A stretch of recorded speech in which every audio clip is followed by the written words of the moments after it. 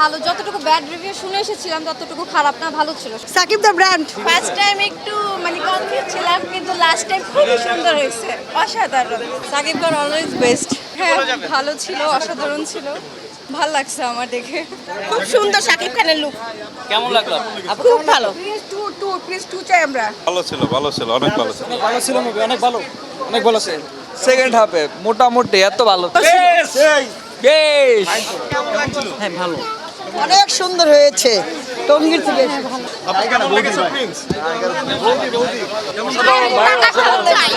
খুবই অ্যাকশন, ভালো খুবই।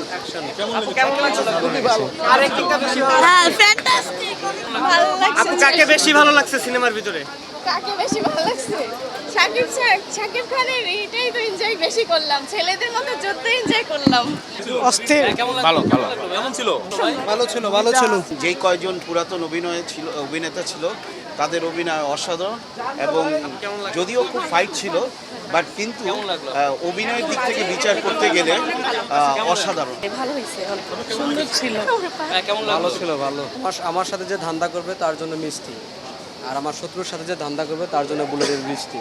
আমার কাছে ওভারঅল ভালো লাগছে, বাট কিছু জায়গায় একটু আর কি 19-20 হয়েছে আর কি। মানে গল্পের যে মেইন টুইস্টটা ছিল ওই প্লটটা হচ্ছে কি মানে ডিরেক্টর আসলে ফুটিয়ে তুলতে পারে না, আমার কাছে যেটা অ্যাজ এ পার্সোনাল মনে হয়েছে। আর ভিএফএক্সে একটু কমতি ছিল, বাট ওভারঅল স্টোরি ভালো। আমার কাছে স্টোরি ভালো লাগছে।